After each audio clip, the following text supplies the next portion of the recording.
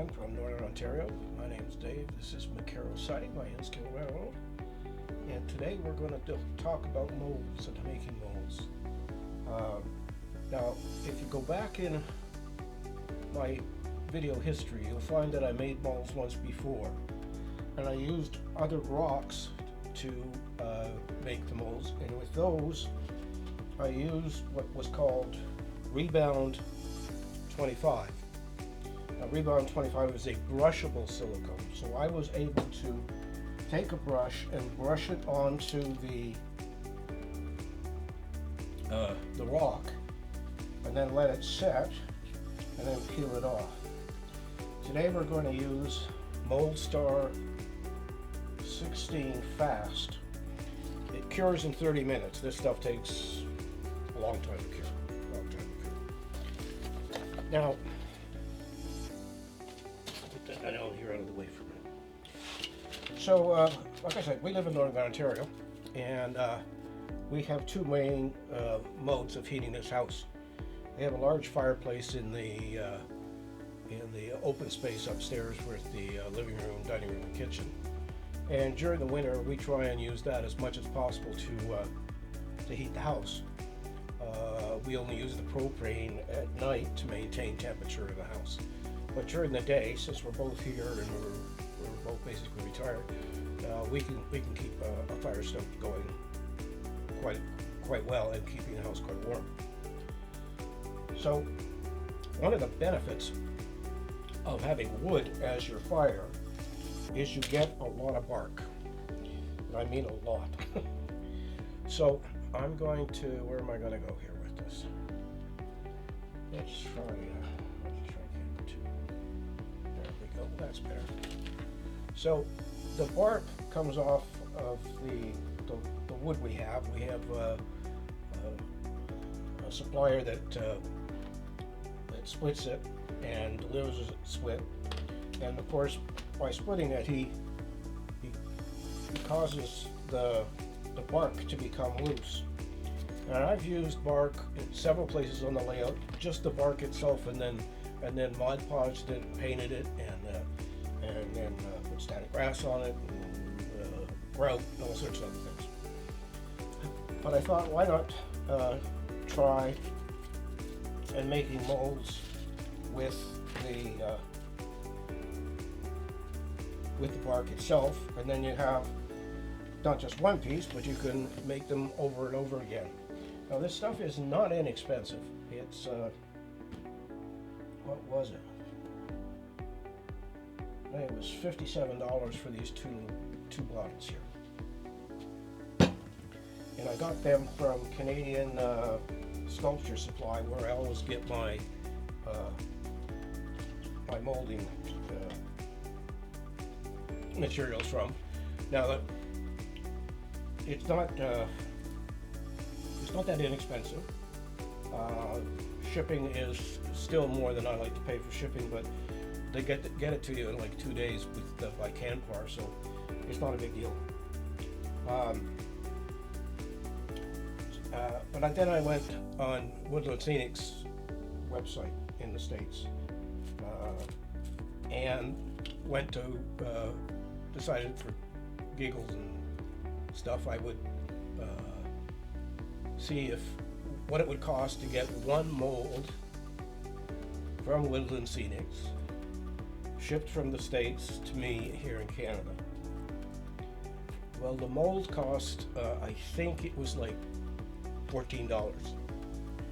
Shipping cost $47. So it came out to somewhere around, I don't know, almost $60 US. And then of course you got the exchange. By the time you're finished, you pay $75 for one mold. Now I know you can make, if you buy more than one mold, you can put the shipping together all. But I just hate paying that kind of amount of shipping. So I thought, well, let's try making these molds and see what happens. My entire quarry is made from casts from molds I've made, and other parts of the layout, they have castings from other people's molds. I do have a couple of Woodland Scenics, But again, I'm not one to pay almost $50 to get $12 shipped to me. So anyway, so we're going to start right away here, and I'm going to show you how I do this. I'm going to pour 2 molds, but the first thing is we got to make a mold. So I'm just going to put these pieces of bark to one side. I've already made a mold box here, and this is made out of foam core, and we're going to use this to pour, but I want to show you how I go about making these little boxes, and it's not difficult at all. So I've got a small box of a small piece of these things are blocking the view, aren't they? Okay, there we go. So here we have a small piece of foam core, and I have a small piece of bark, and I've got my handy dandy wireless glue gun here. So the first thing I'm going to do is put a bead of glue down the bottom of this thing and stick it to this piece of cardboard. I'm trying to center it as much as possible. The glue sets up really quickly, so I mean you can make a mold in a couple of minutes here, and off to the races. Then I've got a strip of foam core here, and I'm just going to take a knife and there.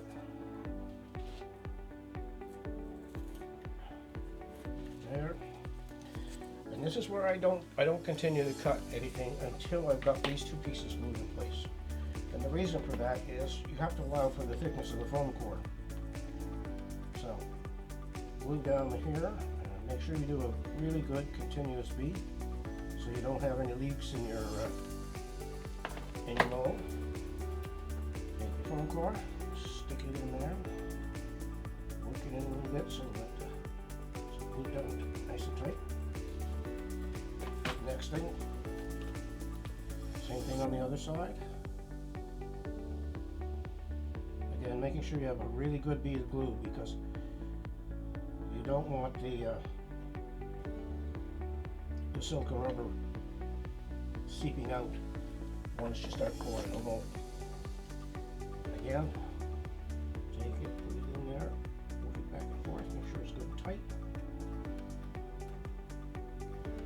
Now, like I said, you've got to allow for the width, the thickness of the foam core. So that's where I take another piece. I take the piece of foam core now and I put it up against the mold, and then I mark it and cut it.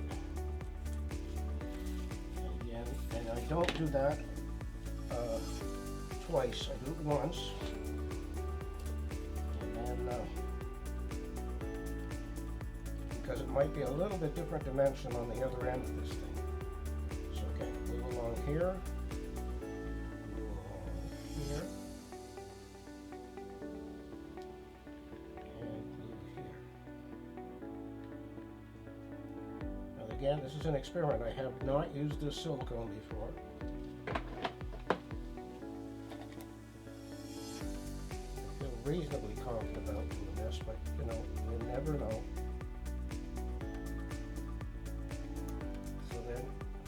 That, make sure that's good and sealed up.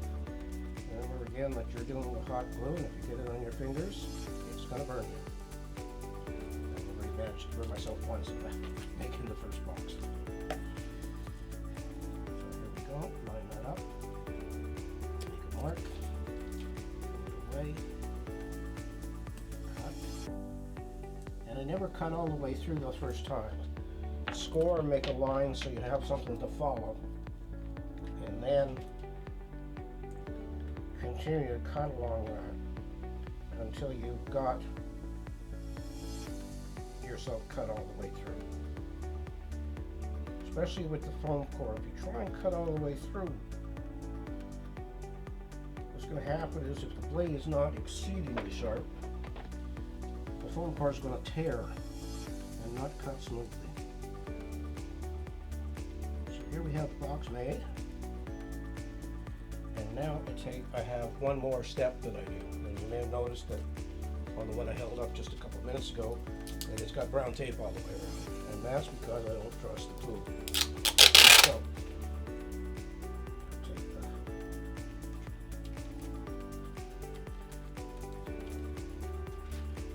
the tape.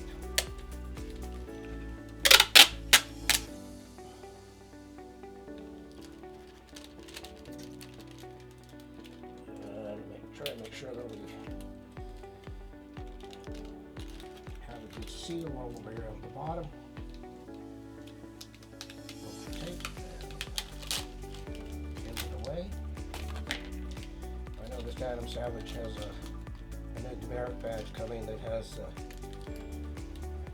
is about finding the end of the tape, rolls of tape. And I agree with him. It sometimes is one of the most frustrating things to do, especially in low light when you can't even see the darn stuff. Okay, so we have 2 boxes. Now, the 16 fast sets up in 30 minutes. So what I'm going to do is I'm going to mix it up. I'm going to pour it in.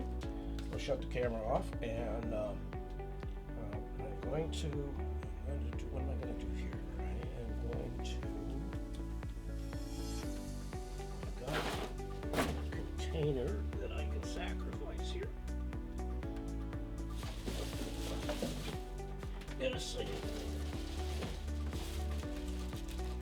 Some of these plastic, clear plastic ones, just in case I have more mixed up than I really need. I'll put it in there, and that'll allow me to have something to judge whether it's set or not.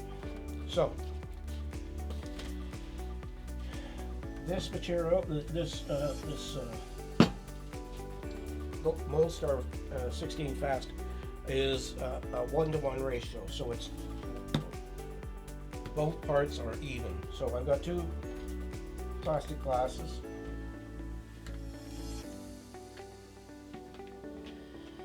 And using my scalpel here, I'm going to peel away the tin foil. I'll look for my garbage can here. I'll put the lid back on just because I don't want the lid to spill it, which I have been known to do.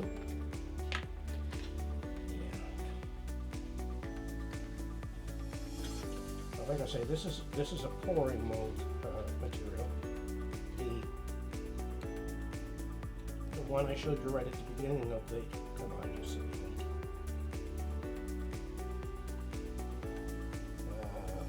It's a little bit more messy than I wanted it to be, but we'll live with it. Yeah. So there are ridges on this, these glasses, and I'm never very good about guesstimating things like this. So, the first thing they say to do is to stir before using. So, stir.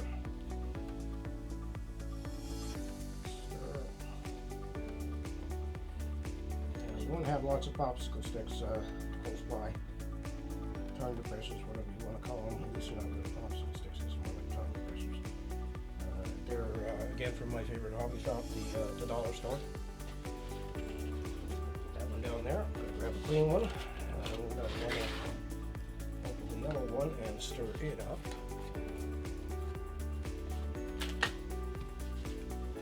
Just to make sure.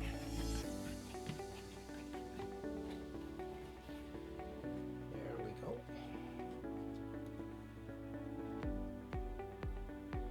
Now I'm going to put that one in there, and again they are very carefully in the instruction say wear gloves. So here we go. So this gets poured in here.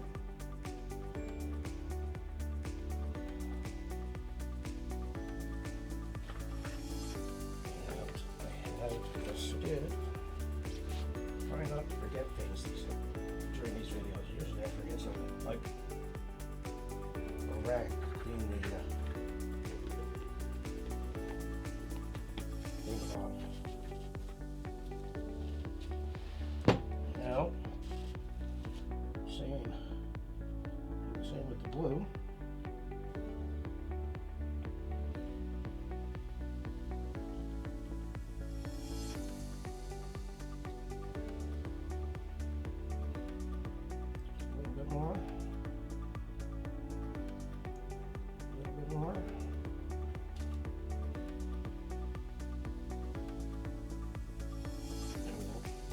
there.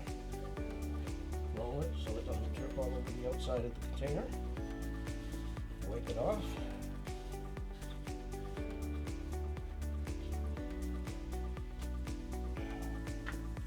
Put the lid back on so you don't spill any of it. Now we're going to mix these two together. Now these are by volume, so they're the same weight, the same size, and that's how you do it. So here we go. Pouring the material in here. I'm grabbing another stir stick, and I'm going to scrape the inside.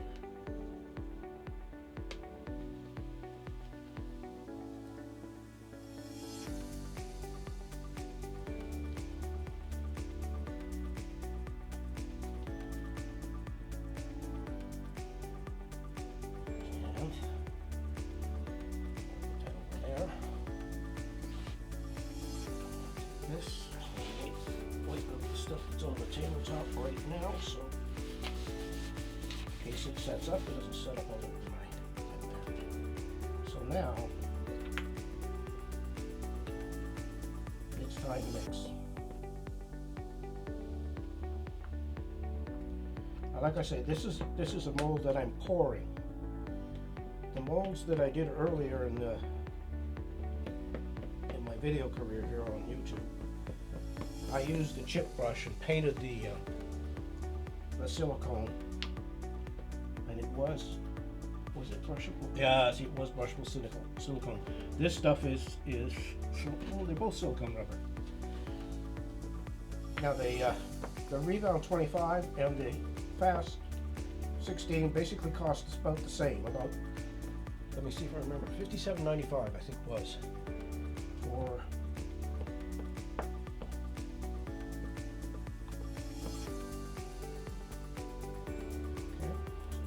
Keep going. Watching that one Savage. That's been the day before. And he said when you're mixing stuff up, just keep stirring and count slowly to 30.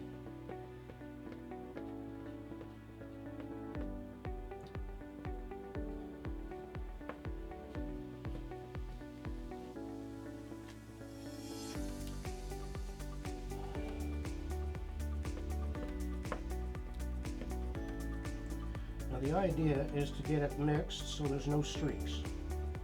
So there's still some streaks here. Let's see them. Keep on stirring. Now once you're mixed your materials together like this, you've got 30 minutes. Now that can change according to the temperature of the room. So you're never quite sure.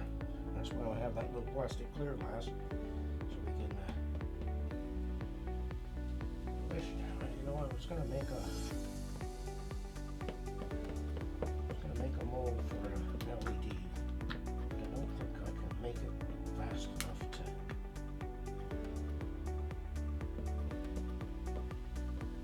Maybe when I shut the camera off, because I'm not going to stand here and force you to watch me watch silicone dry, just like paint. It's not exactly the same.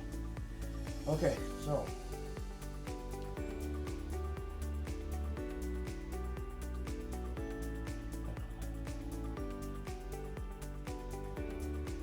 I'm going to put that in there because I want to keep that little jar. So the next step is fairly simple. First, take the material and pour it over your what you want to cast. I'm just going to do this slowly. A little bit of a height. I don't want too many bubbles in this. Bubbles are coming up and popping by themselves. That's got it. Yeah, I'm gonna waste another $5 stick.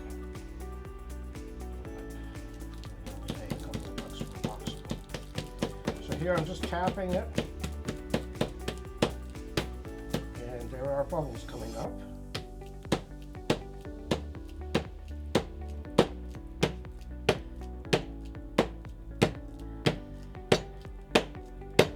And I'm going to keep doing it because they keep coming. They keep coming.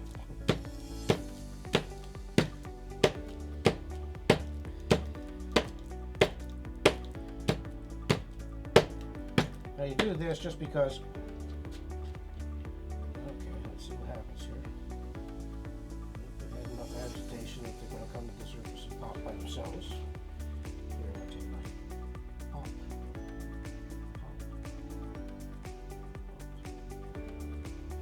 Okay, so let's pour the little one.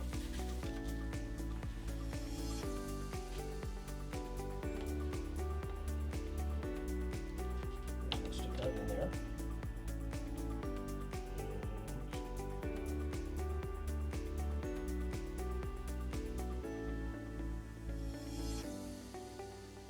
Now, one of the things I'm cognizant of here is that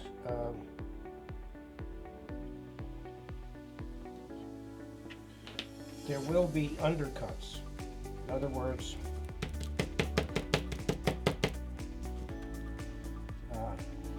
the rubber is going to seep under parts of the bark, and that's fine because we can trim all of that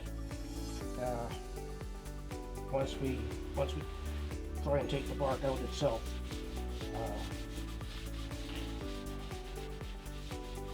But now they're both sitting there. The big one is popping. I wish I had an overhead camera so you can see these bubbles come up and pop. But they are coming up and popping. And I'm not banging them anymore. They're just coming up and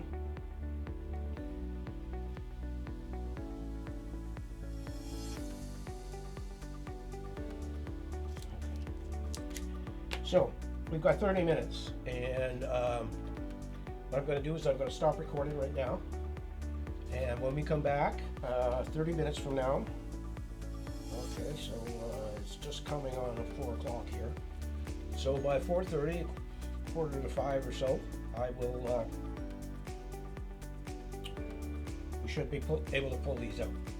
So for you, it's only going to be a couple of seconds. For me, it's going to be about 30 minutes. So let's just go here. And I'll go over here on my computer.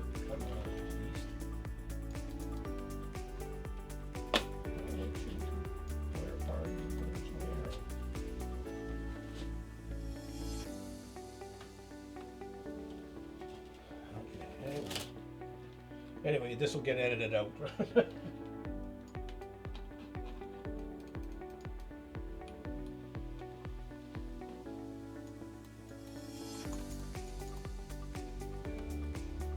Okay, all right, I'm taking my gloves off.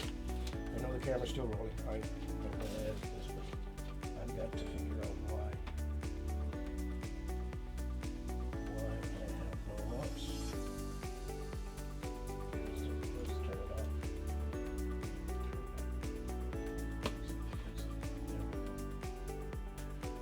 So we're stopping it, right? So we're back.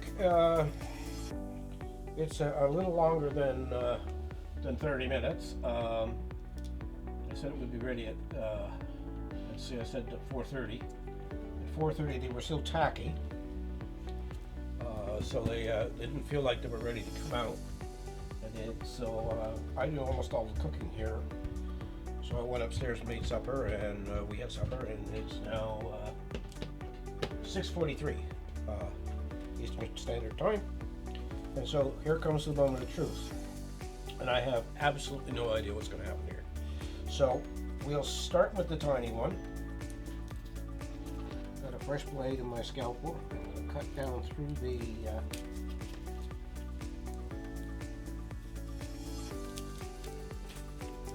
tape of the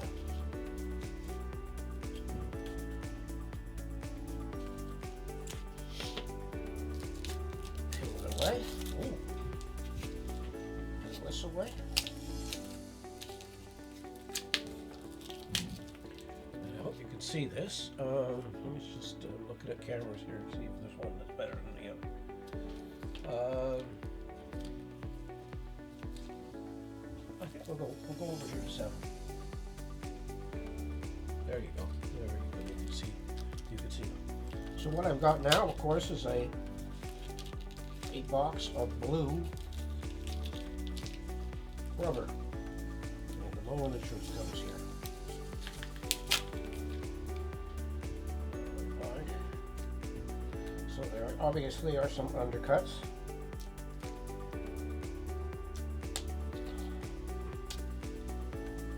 And take the scalpel.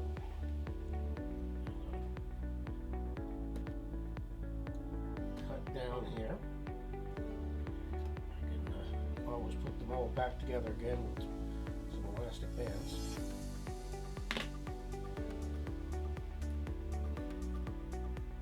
And like I say, everything's an experiment on this smaller level, so this is it. This is the moment of truth. So we're just working it free.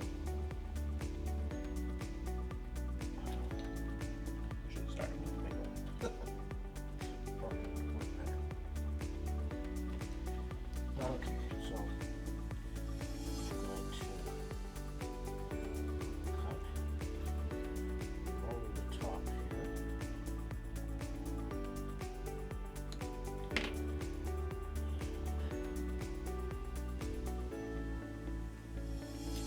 Oh, it's coming, good stuff. Like I said.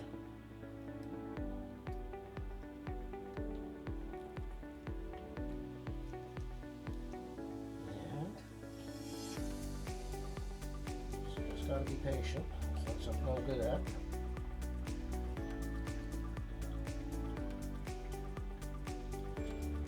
Now the undercuts are what's causing the problem here.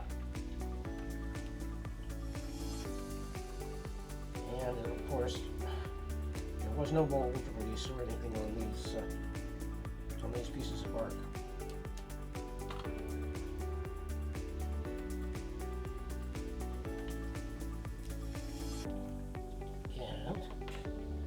We have a mold. I'm going to have to probably take it upstairs and wash it. I'll have to take a scalpel here and pop out some of these little pieces of wood that are still united in the. Now, if I was going to do it again, I might use the glue to give it a kind of a mold line around the outside of it. But looking at this and seeing how flexible it is, this has turned out pretty good. So let's try the big one. Now obviously the bark doesn't seem to survive the operation. So here we go. Again, take this very sharp scalpel, cut down at the corners. Now I'm not going to film them this week. I'm probably going to film them next week, and we'll sort of do a 2-for-1 next week. Okay, so there's that one. Here's this one. One and this one. Now you can see that this is a very substantial mold, and it will most likely last for a very, very, very long time. So again, the foam core is kind of sacrificial. And I'm gonna have to do some research on maybe some kind of mold release that would make this a little easier. But given that, we still have a mold. So now I'm going to take the the scalpel and just cut along the edge.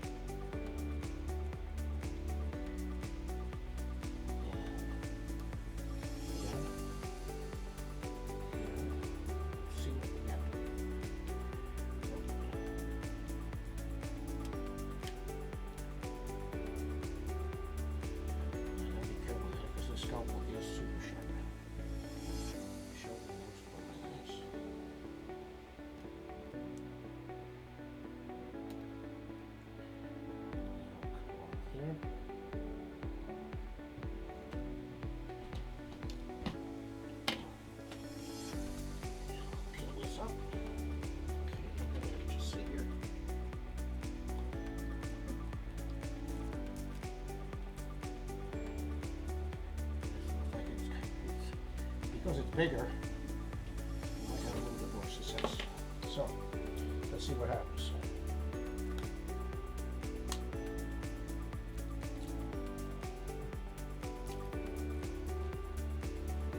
This is better.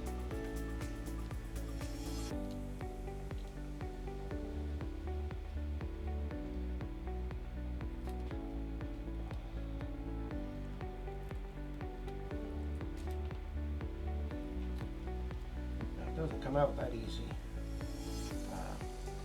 The other stuff, the Rebound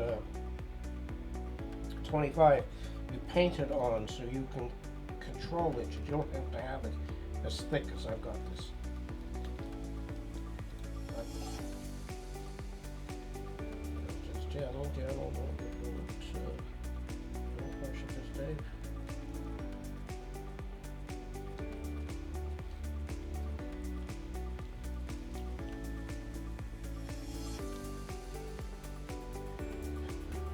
Probably do is take these upstairs where I've got running water, because there's no running water down here. And take a toothbrush and we'll clean the insides of these things. Just, you gotta go slow because you can tear it, no problem at all. You don't go too fast. Because in some areas it's very thick, in other areas it's fairly thin looking. So just work it a little bit.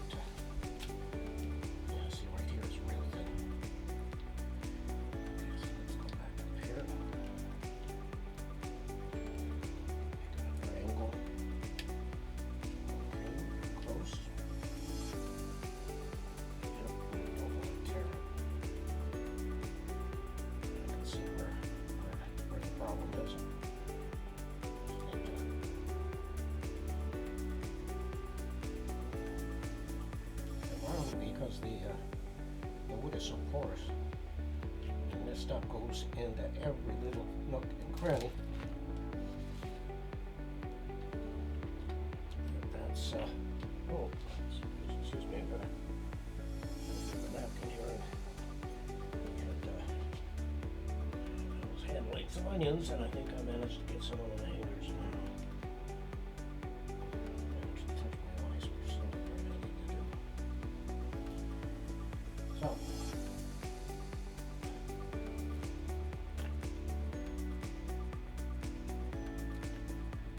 Is just a little bit of work up together. And I can start right here with the scalpel.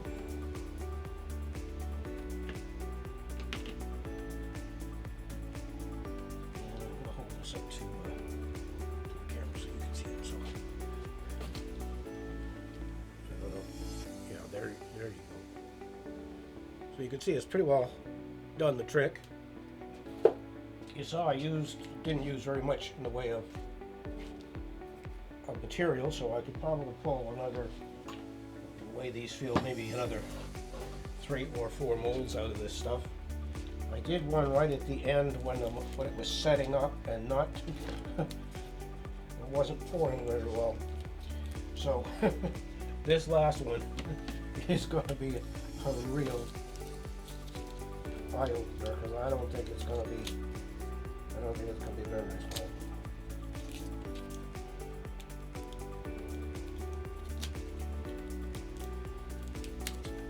So, break the end off here. Boy, it sure gets messy, doesn't it?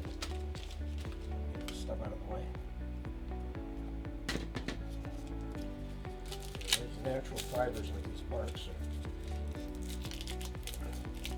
They're fairly soft, so they do need quite a bit. I'm really going to have to get some hot water here and wash this out. Brush it out with a toothbrush. As you can see, it's not overly difficult. It's time consuming. But like I said when we started,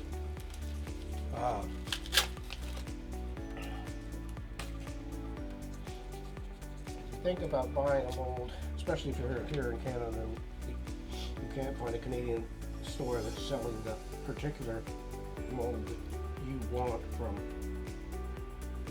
Scenics, and you've got to go to the States. Our dollar, I think, is about 70 cents of what the US is right now, and so it's when you get up to $60 for one little mold, you have to ask yourself a whole bunch of questions as to whether or not you really need to be doing that. And look at that, holy Moses. Now this one, is that on? It's not on. Oh crap, here we go. There we go, we've got a light now. Now I can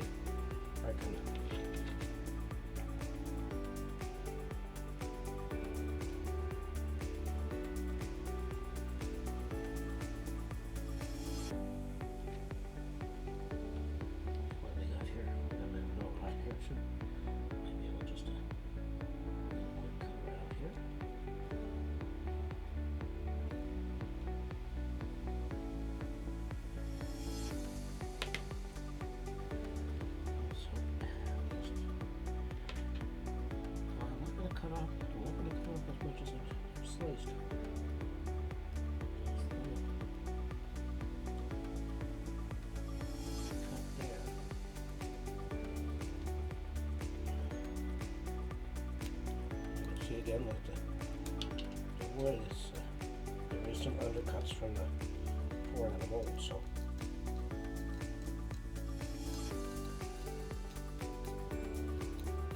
like I said, I need to clean these up before we can use them, so probably next week we'll pour some plaster in those. I got you let me see, what camera is that? 3? So you didn't get to see much of the backdrop being in place. So I have, there you go, and I'm going to go turn the lights on down there so that there's, see what's going on.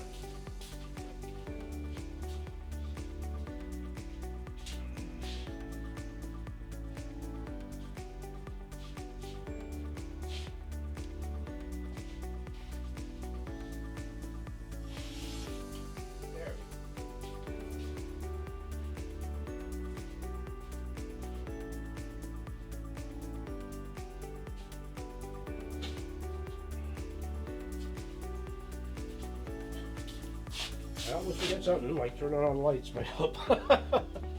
So you can see that's not bad, but that backdrop. I am going to put some foliage up there along the edge where the top of the quarry meets the backdrop, and I'm going to put some foliage down below to fill it in. There's a little bit of gap between the masonite and the baseboard itself, but you can see that's what the backdrop looks like. I've got 2 more pieces of backdrop to put in, and I'm just waiting on when and how I'm going to do it. I know I'm going to do it before I do any more work on the back of the layout, and then I'm going to do the same thing as I've done when I was building the quarry. I didn't put the backdrop up while I was building it so that I had access from both sides. So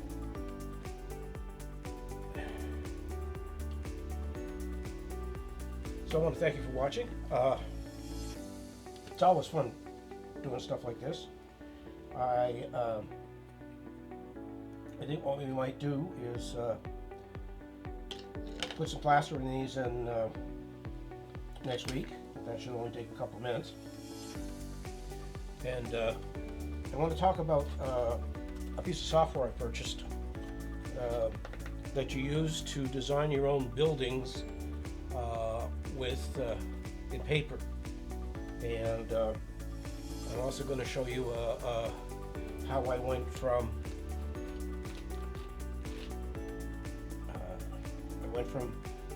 taking photographs of the local siding offices and stuff.